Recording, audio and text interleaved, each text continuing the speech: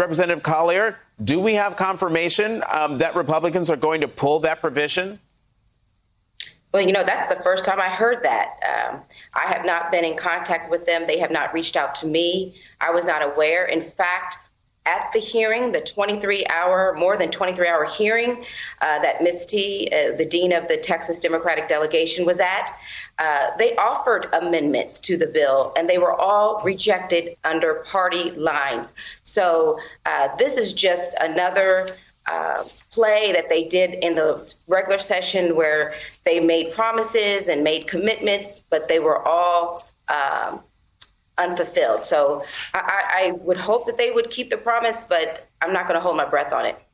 So you haven't heard anything at all about what the congressman said to you, just to confirm? No, in fact, I had to go to Congress. I had to come to Washington, D.C.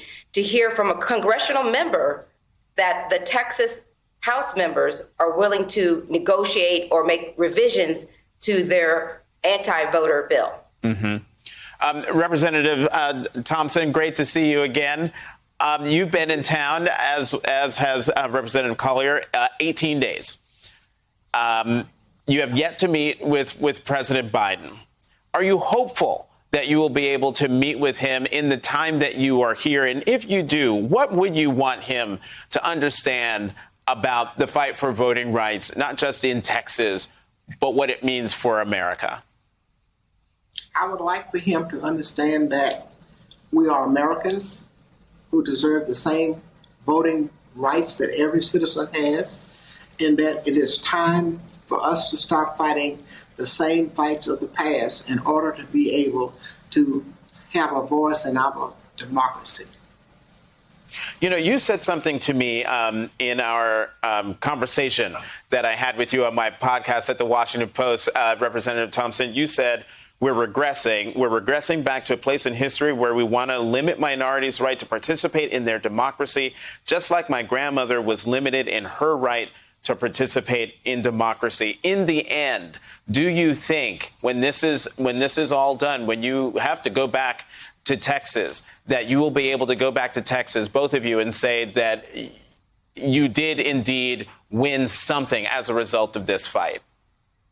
I do believe we can, because when we came here 18 days ago, it seemed to be an issue on the back burner. But our tenacity on the Hill and our persistence has caused the needle to be moved toward activity.